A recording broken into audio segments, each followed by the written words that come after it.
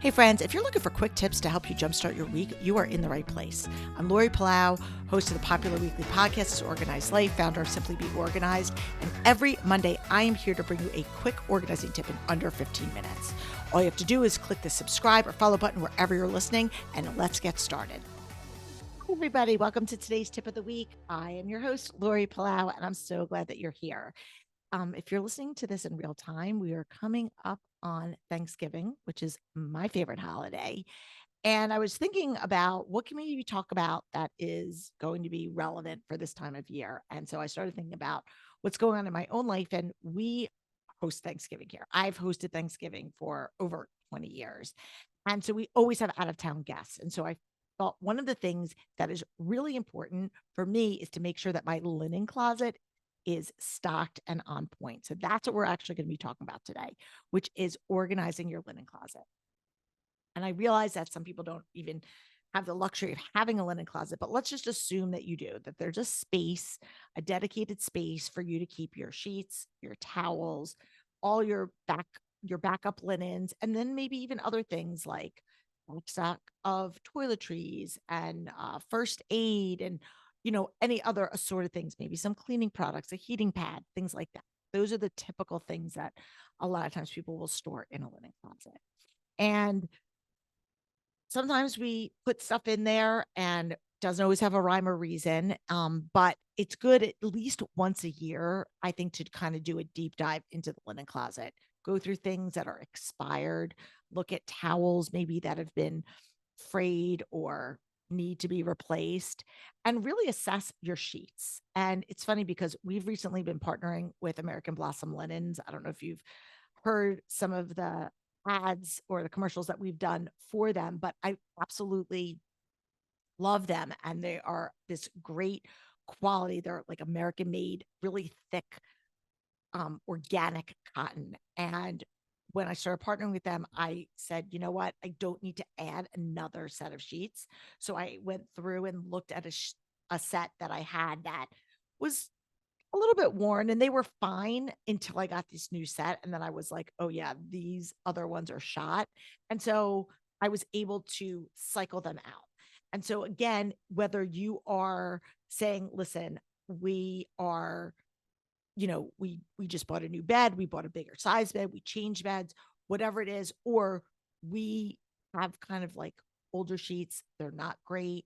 What do we need? What do we need to get rid of? There's a couple rules of thumb. So just want to go over them. First of all, I always say that you only need 2 sets of sheets per bed, maybe 3 tops, but 2 sets. One that's on your bed currently, and then one backup. That's it. If you want a third set, that's maybe like a flannel set of sheets. If you live in a particularly cold climate, but other than that, 2 sets of sheets per bed. So what you want to do is really, I always tell people, invest in a good quality sheet because you're going to just be rotating them back and forth. Because a lot of people say, well, then I have wear and tear on my sheets. If you invest in a good quality set of sheets, they will get better with age. They will get better with every washing. They won't pill. Like a cheaper sheet will start to pill, will start to fray. And actually, the more you wash it, the worse it will get. But a good quality set of sheets, like the ones from American Blossom, will actually like they will be softer and they will become more comfortable. And so those are the things that you want to think about so that it's not like, oh, I have to have a lot of sheets because I need to cycle them out so that they don't get worn. No, you don't want that. For any of the things, if you're trying to streamline, you want to have quality over quantity. So think about that with your sheets. So again, you want to have 2 sets per sheet, the one that's on your bed, and then a backup. And that goes true if you have a guest room or, maybe you have, even if you have an air mattress that you blow up. Like I know for us, we've got a lot of people that stay during Thanksgiving and we have a couple air mattresses and we blow it up and we have a pull out couch and all the different things. So I've got different sets of sheets. Some of them are full, some of them are queen, some of them are king, depending on the bed that we're going to be using. And I just want to make sure that I've got ample sheets with matching pillowcases for them. So I have the appropriate amount of pillowcases and sheets, and any like odd man outs get donated. Just get rid of them. because a lot of times people will go through linen closets and be like, "Oh, I've got these random pillowcases, or I have all these flat sheets that I don't use, or that I don't use because we only use fitted sheets." Well, just get rid of them. You can, if you want to keep one or two, fine, but the rest of them, just donate them. Animal shelters are a great place to donate old sheets because they use them for the animals when they come into the shelter. So you don't have to worry about throwing it into a landfill. Great place. So if you have a local like SPCA, they are always looking for old sheets. And that goes through with your towels too. So when you're going through your towels, sometimes towels, they do have like a shelf life. They do, after a while, they get kind of like they have that musty smell, or they just start to get frayed and worn. So after a while, if you want to start cycling out your towels, I'm somebody who likes my towels to match. That's something that is, I like to have a set of towels. Some people have mix and match and they don't really care. So I would just start looking at your towels, and go through the ones that are kind of shot. And then you can slowly replace them if you'd like. Um, the other thing that I want to talk about is, what is the amount of towels that somebody needs. So this is again personal preference. I don't think you need more than 4 max per person. Now, that's going to vary. Some people might say you need more. Some people might say you need less. If you're somebody that says, okay, like I use the same towel for my to dry my hair and my body, but some people have 2 towels, one for their hair, one for the body. Um, Depends on the frequency that you're doing laundry. But if you want to start to kind of craft out a formula for your space and you're looking for a rule of thumb, I would say no more than 4 towels per person. Now, if someone were a minimalist, they would probably go less. But I think that that's a safe amount per person. So if you are a family of 4, having 16 towels should be, you know, plenty. You could probably space them 4 stacked high on 2 shelves. Done. Um, Linen closets. Another thing is, if you hate folding sheets like I do, I mean, thank God I have Josh and he loves doing the laundry and folding it and putting it away. But one of the things that I've been doing for years is using baskets to corral my sheets and towels. That way, if they are not folded, air quote, perfectly, you don't see it, because you don't see any of the imperfections, because all you see are the baskets. And then you can label the baskets either by size of the sheet, like these are king sheets, these are queen sheets, or if you want to label it by person, you could say for each member of the family, whatever it looks like.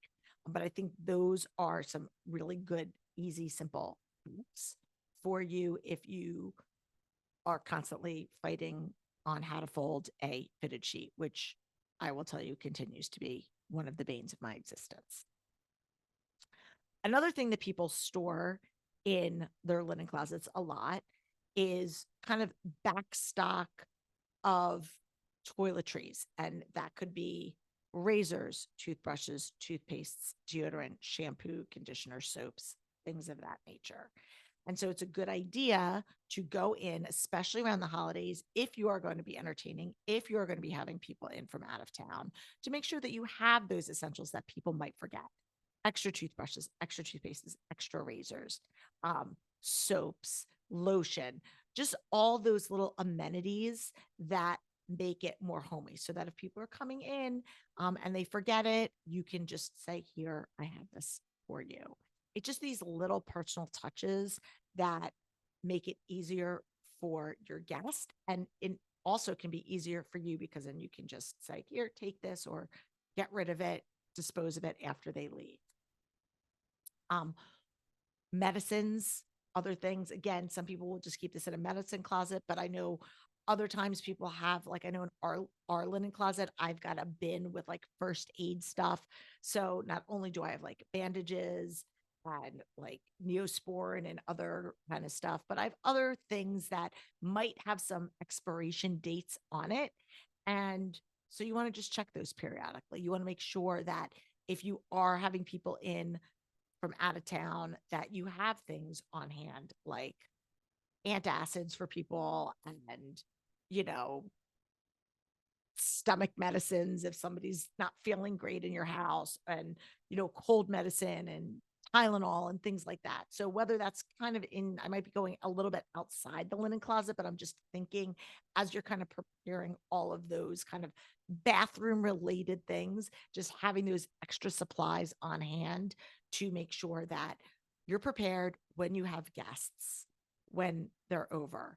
And if you're going to be the one that's traveling, I always like to keep like a stocked travel bag of all those incidentals. So you have toothbrushes, toothpaste, dental floss, deodorant, all those things. And you can either have like separate travel sized items, or you could take your regular size and can, put them into like reusable dispensers, and just to have that ready so that when you do, if you are the person that's traveling versus the host, you can just grab and go when you go. And that way you don't have to worry about being unprepared when you get to your destination of, oh, I forgot my shampoo. I mean, obviously most people will have it, or if obviously you're staying at a hotel, they'll provide it. But it's nice to just know that you have all of those supplies. So just take a few minutes and go through all of them. But again, whether you are hosting for the holidays, traveling for the holidays, or maybe you're just like sticking around, it's always a good practice to do a deep dive into your linen closet once a year. And so I tend to do it around the holidays because it just makes sense with everything that's going on. So for more tips, head on over to our website. We've got this entire resources page with all kinds of free checklists and downloads, lots of stuff, especially around the holidays.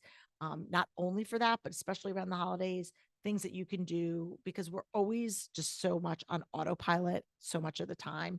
It's really helpful to just take a pause for a minute and say, okay, what do I need to do? And feel like that sense of accomplishment of like checking something off. So I encourage you to visit that. Just go to our website, simplybeorganized.com.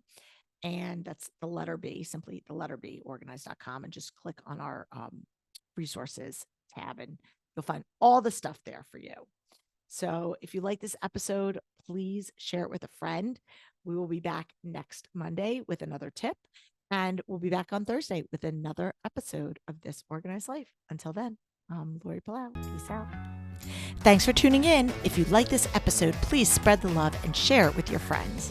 And if this is your first time joining us, make sure to click the subscribe button wherever you are listening so you never miss an episode. And while you're there, please leave us a review so other people know that our show is worth the listen. You can also find us on YouTube and Instagram at This Organized Life Podcast. And if you'd like to connect with us, you can head on over to our website at simply the letter B like boy organized.com, which is filled with tons of resources, including free downloads, checklists, links to our amazing organizing partners, and all of our digital offerings. I'll see you next week for another episode of This Organized Life.